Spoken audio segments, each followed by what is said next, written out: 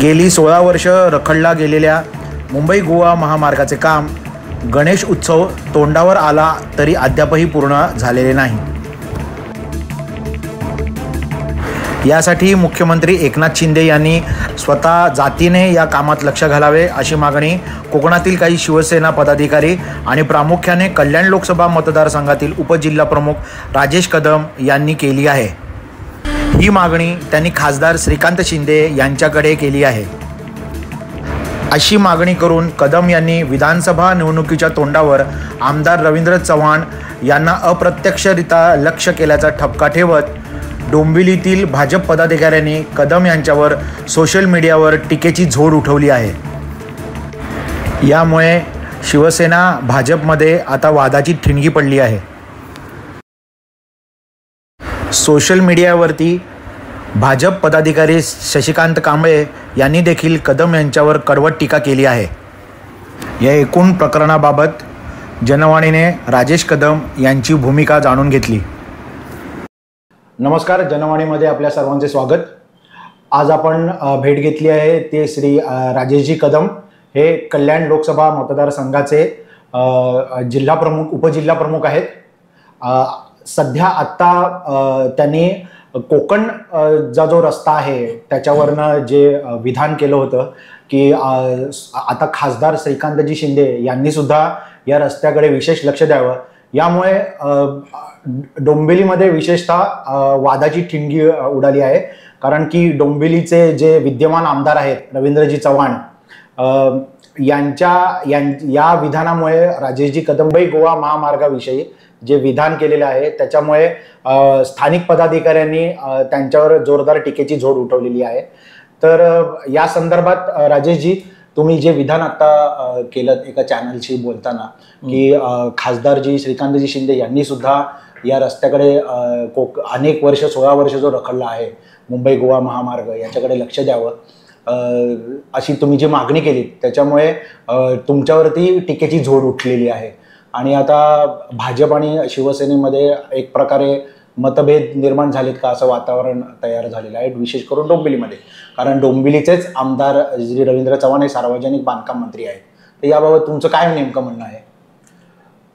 कसं आहे, एक कोकणातील चाकरमानी आणि शिवसेनेचा पदाधिकारी यामुळे कोकणातील लोकांच्या व्यथा या माझ्या सरकारपर्यंत पोहोचवणं आणि त्याच्यातून काहीतरी मार्ग काढणं हे आमचं कर्तव्य आहे।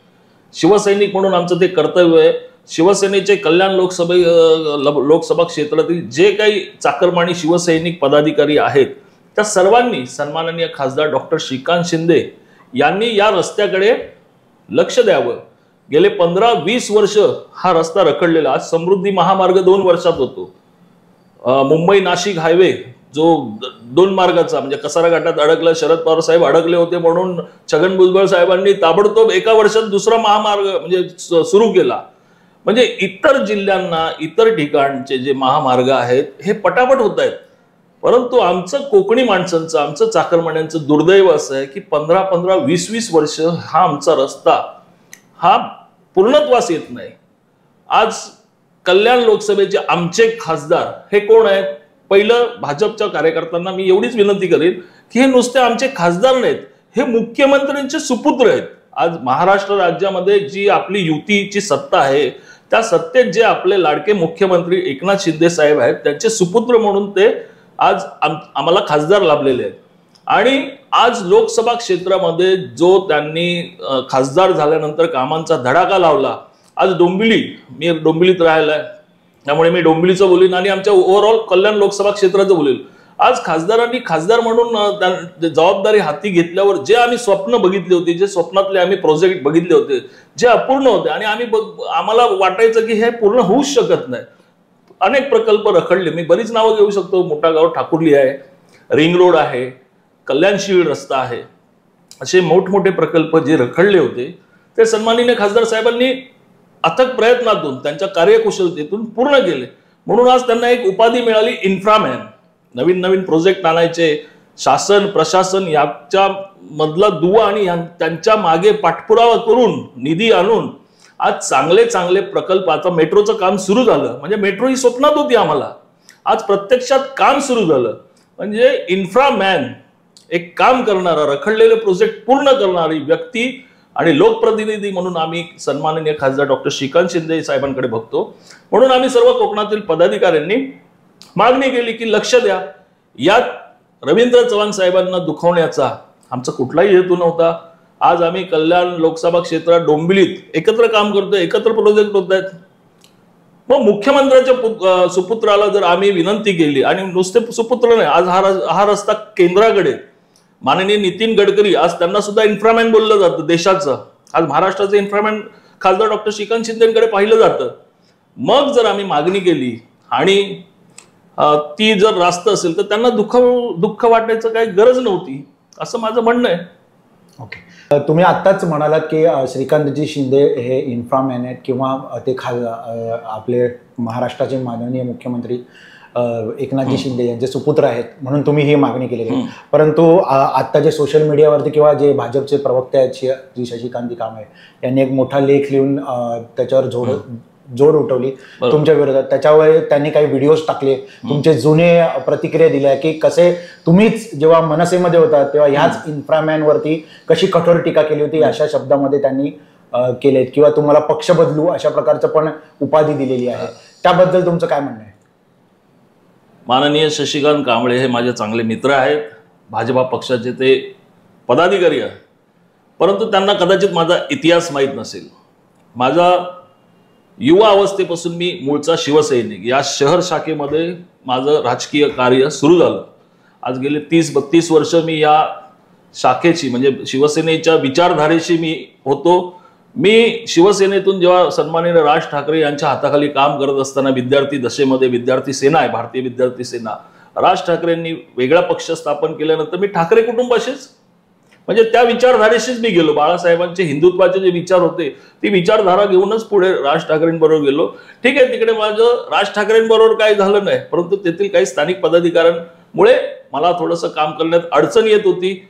आणि मला सन्माननीय खासदार, मी जेव्हा पक्ष तर केलंय, पुन्हा शिवसेनेत आलो, तेव्हा माझं एक वाक्य आहे की स्थानिक खासदार डॉक्टर श्रीकांत शिंदे यांचे काम आणि सन्माननीय नगरविकास, त्यावेळचे नगरविकास मंत्री एकनाथ शिंदे साहेब यांचे काम बघून मी या पक्षात, शिवसेना पक्षात पुन्हा येत आहे. पक्षांतर आणि इकडे तिकडे उड्या मला कळत नाही त्यांना काय नक्की म्हणायचंय आणि त्यांना एवढं दुःख का झालं. आणि मी जर असं असेल तर त्यांनी माझ्या या दुर्लक्ष करायला पाहिजे होतं, एवढं माझं म्हणणं आहे. आता थोड्याच वेळामध्ये काही काळानंतर विधानसभेच्या निवडणुका लागल्या आहेत, तर हा जो संघर्ष आहे हा विधानसभेची एक तयारी म्हणता येईल का? नाही, तसं काय भारतीय जनता पार्टीच्या आताच नरेंद्र सूर्यवंशी यांनी पत्रकार परिषद काही दिवसांपूर्वी घेतली होती आणि ते म्हणाले होते की आमचा ठाणे जिल्ह्यातील किंवा तुम्ही कल्याण ज्या लोकसभाचं नेतृत्व करताय आहात त्याच्यातल्या जे काही सीट्स आहेत 5 जागांवरती तर आमचाच हक्क असल्याचं त्यांनी स्पष्ट केलेलं आहे की इथे भाजप आहे आणि भाजपच जिंकणार. तर त्याच्याबद्दल तुमचं काय मत आहे? 100% बघा, कुठल्याही पक्षाला, त्याच्या पक्षाच्या कार्यकर्त्याला हे त्याचं विचार स्वातंत्र्य असतं, तो विचार मांडू शकतो आपल्या नेत्यांपर्यंत. भाजपाचे आता मागील अनेक दिवसांपासून जर आपण बघितलं, इव्हन लोकसभेत सुद्धा कमळावर कल्याण लोकसभा लढवावी, कल्याणची जागा भाजपनी घ्यावी, म्हणजे स्वयं मुख्यमंत्री सुपुत्र या प्रभागात असताना, या लोकसभा क्षेत्रात असताना भाजपनी विविध मार्गाने शिवसेनेला डिवचण्याचा प्रयत्न केला. तेव्हा एकतरी शिवसैनिक तुम्हाला काय बोलला का? कारण शिवसैनिकाला माहित होतं की ही पक्षाच्या कार्यकर्त्याची भूमिका असते, त्याला वाटतं माझा पक्षाने ही लोकसभा निवडावी. तसे नाना सूर्यवंशी जे जिल्हा प्रमुख आहेत त्यांनी सुद्धा काल परवा आमचा पक्षाचा, शिवसेना पक्षाचा आमदार सन्माननीय विश्वनाथ भोईर साहेब हे कल्याण पश्चिमचे आमदार असताना ही जागा भाजपाची आहे असं जाहीर उल्लेख केला आहे ना. त्यांना विचार स्वातंत्र्य आहे. मग जर त्यांना विचार स्वतंत्र आहे तर आम्हाला नाही आहे का? शिवसैनिकांना नाही का? शिवसैनिक, एक कोकणी, एक चाकरमानी जर सांगत असेल 15 वर्ष आम्हाला त्रास आहे साहेब, तुम्ही लक्ष द्या, जर हे आम्ही सांगू शकत नाही का? भाजपवाल्यांचं पण त्याच्यावर आम्हाला बंधन आहे का की आम्ही काहीच बोलू नये? हे चुकीचं आहे. आता तुम्ही पुन्हा एकदा मुंबई गोवा महामार्गावर आलेला आहात, तर तुमचं असं मग स्पष्ट विधान आहे का की ह्याला विद्यमान जे आमदार आहेत, कारण त्यांच्याकडेच थेट सार्वजनिक बांधकाम खाते, मी असं कुठेही बोललो का की त्यांच्यात देखरेखीखालून तो काढून सन्माननीय, मी वारंवार काय बोलतोय, मुख्यमंत्री सुपुत्राकडे आम्ही मागणी केली की साहेब लक्ष द्या. म्हणजे याचा अर्थ काय त्यांना काढा का, रवींद्र चव्हाण ते देखील चांगलं काम करतायत, परंतु तो रस्ता दरवर्षी गणपतीत आम्ही जेव्हा चाकरमानी, आम्हाला एक तर फार का आम्ही मुंबईत का आलोय की शेतीवाडी नाही आम्हाला तिकडे कोकणामध्ये चांगली, आम्ही इकडे रोजीरोटीसाठी आलेलो आहे. आम्हाला नोकरी करताना गणपती आणि शिमगा हे आमचे जीवाभावाचे सण असतात आणि या सणाला जाताना आम्हाला फार छोटी सुट्टी मिळते. गणपतीच्या आदल्या दिवशी जर आम्ही निघालो गावाला तर त्या वाहतूक कोंडीतून, खड्डेमय रस्त्यातून आम्हाला आमच्या गावापर्यंत पोहोचायला आम्हाला साधारण 2 दिवस लागतात. म्हणजे गणपती स्थापना करण्यासाठी आम्हाला शेजाऱ्याला सांगावं लागतं, बाबा मी अजून अडकलेलो आहे रस्त्यामध्ये, तू येऊन माझा गणपती मखरामध्ये बसव, त्याची रीती रिवाजाप्रमाणे स्थापना कर. ही आमचं दुर्दैव आहे. म्हणजे हे सांगायला मला अभिमान वाटत नाही, हे दुर्दैव आहे आमचं. जर हे दुर्दैव मी माझ्या नेत्यासमोर मांडलं तर यात त्यांना, मला तेच कळत नाही की भाजपला हे कुठे खुपलं.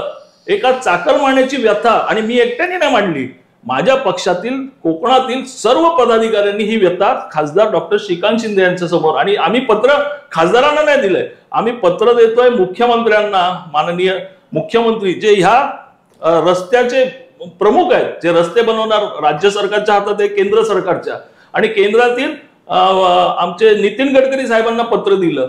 मग राग कोणाला यायला पाहिजे? मुख्यमंत्री साहेबांना यायला पाहिजे का रवींद्र चव्हाणांना यायला पाहिजे?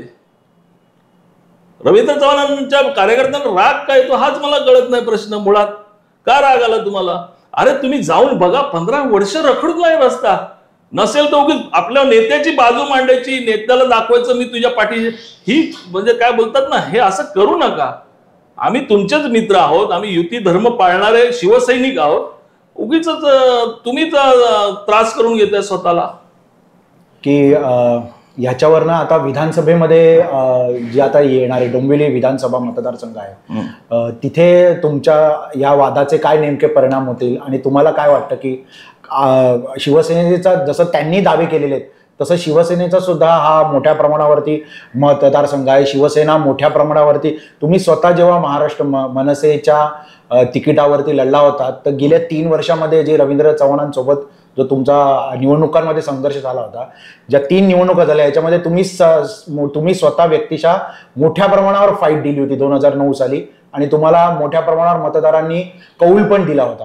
तर ह्याची भीती त्यांना वाटते का की पुन्हा एकदा शिवसेना याच्यावरती एक दावा करते? नाही, माझे सगळे मित्र आहेत आणि शिवसेना भाजपा ही अभेद्य युती आहे. 35 वर्ष माननीय हिंदू हृदय सम्राट सरसेनापती बाळासाहेब ठाकरे यांनी हिंदुत्वाच्या विचारधारेवर भाजपा बरोबर ही केलेली युती आहे. आणि आम्ही कधीच डोंबिवलीच्या जागेवर आम्ही अजूनपर्यंत दावा दाखवलेला नाही किंवा काय नाही. आम्हाला काय रवींद्र चव्हाणांच्या विरोधात आम्ही उतरलोय किंवा अशी आमची भूमिका नाही आहे अद्याप तरी. पण एक राजकीय कार्यकर्ता, कुठल्याही राजकीय कार्यकर्त्याला इच्छा असते ना, जर त्याला इच्छा नसेल, राजकीय इच्छाशक्ती नसेल तर तो कार्यकर्ता कसला? लोकांची कामं करण्यासाठी तुमच्या हातात बळ हवं, सत्तेचं बळ हवं, लोकप्रतिनिधी म्हणून तुमच्या हातात काही पॉवर पाहिजे असते. ती कशी मिळते? तर तुम्ही निवडणूक लढवून लोकांचे लोकप्रतिनिधी होता त्या माध्यमातून. प्रत्येक कार्यकर्त्याला ती इच्छा असते. मग माझी इच्छा आहे म्हणून मी काय दावा करतोय आणि मी कोकणातली व्यथा मांडली म्हणून डोंबिवली विधानसभेवर दावा करतोय, ही चुकीची गोष्ट आहे ना. अरे गणपती आले आणि 2 महिन्यांनी निवडणूक आहे, हे लावू नका ना. गणपती दरवर्षी येतात, दरवर्षी कोकणी माणूस रडतोय रस्ता नाही म्हणून तुम्ही विधानसभा आणि त्याचा संबंध लावू नका. ही माझी भूमिका आहे. डोंबिवली आज कोकणातील रस्ता, आज बघा रोज माझे ग्रुप आहेत, मी कोकणातला असल्यामुळे कोकणी सोशल मीडियावर माझे ग्रुप आहेत, मोठ्या प्रमाणात लोक, अरे मी आज चिपळूणला गेलो, मला 6 तास लागायचे, 10 तास लागले, हे खड्डे. म्हणजे लोकांच्या व्यथा मी फक्त, आमचं सरकार आहे, माझ्या सरकारकडे मी सांगणार नाही का, आणि बरं मी कोकणातला चाकरमानी हक्काने सांगणार. ह्या गोष्टी आहेत, पण ह्या तुम्ही मनावर घेऊ नका की मी ही भूमिका मांडली म्हणून तुम्हाला तुम्ही आमच्या युतीतले बंधू आहात, त्यामुळे ही भूमिका नाही आहे. रवींद्र चव्हाणांनी चांगलं काम करतात, त्याच्यापेक्षा अजून चांगलं काम करून तो लवकरात लवकर शासनाच्या म्हणजे खांद्याला खांदा लावून, श्रीकांत शिंदे साहेबांच्या खांद्याला खांदा लावून अजून चांगलं काम होईल. त्यात वावगं काय? गेली 50 वर्ष, जवळजवळ 46 वर्ष इथे भाजपची सत्ता आहे डोंबिवलीमध्ये. परंतु आज जनतेनं, आज तुम्ही सुद्धा लोकप्रतिनिधी आहात, स्वतः डोंबिवलीकर आहात, तुम्ही डोंबिवलीत राहता, डोंबिवलीच्या शहरामध्ये आज प्रत्येक माणसाची ओरड आहे, कुठल्याही सुविधा नाहीत. स्टेशनच्या बाहेर पडलं की अमाप रस्त्याची गर्दी दिसते. त्याच्या व्यतिरिक्त पाणी, वीज, ज्या ज्या रोजच्या गरजा आहेत त्या पण भागवल्या जात नाहीत. अनाधिकृत बांधकामांचा सुळसुळाट झालेला आहे. तर इथे लोकांचं म्हणजे जनतेचे कामच होत नाहीये. गेली 40-50 वर्ष सत्ता आहे भाजपची. तर त्याबद्दल तुमचं काय मत आहे? खरी गोष्ट आहे, डोंबिवलीचं नाव हे फार म्हणजे कुठेही आज तुम्ही बघितलं, सोशल मीडिया असो, तुमची प्रिंट मीडिया असो किंवा काय, असंख्य कर्मचारी हे डोंबिवलीतले आहेत. आज डोंबिवलीत एखादी घटना घडली ती पूर्ण देश पातळीवर जाते, पटकन देश पातळीवर जाते. आज त्यामुळे डोंबिवलीतील दुर्घटना, डोंबिवलीतील रस्ते म्हणजे खड्डेमय रस्ते, ह्या विषयाचा एवढा बाऊ झालेला आहे. 50 वर्ष तुम्ही बोलता त्रास आहे. आज एखादं म्हणजे आमच्या युतीमध्ये कसं आहे, लोकसभेत तुम्ही बघितलं असेल की सर्वे होतो, एखाद्या मतदारसंघाचा सर्वे होतो आणि त्या सर्वेमध्ये हा उमेदवार योग्य आहे की नाही हे ते पक्ष सर्वे करून ठरवतात. आज त्या पक्षांनी सर्वे केल्यावरती नाराजी आहे का चांगलं दिवस आहे हे पक्ष ठरवतो ना. आम्ही नाही ठरवणार की हे करा. जेव्हा पक्ष आम्हाला विचारेल की बाबा इकडची परिस्थिती तुम्हाला काय वाटते, तेव्हा आम्ही सांगणार ना युतीमध्ये काय, युतीसाठी कोण उमेदवार सक्षम आहे, कसा आहे, काय, या गोष्टी जेव्हा आम्हाला सांगितल्या जातील, विचारल्या जातील किंवा तो पक्ष सर्वे करेल, तेव्हा जनता ठरवते ना की आम्हाला. जसं तुम्ही बोलला, आता एक पत्रकार, आज तुम्ही गेले अनेक वर्ष डोंबिवलीचे म्हणजे मूळ रहिवासीच आहात. आज तुम्ही पटकन बोलता की अशा समस्या, ह्या समस्या सर्वच शहरात असतात, नाही असं नाही, परंतु डोंबिवलीला जास्त आहे.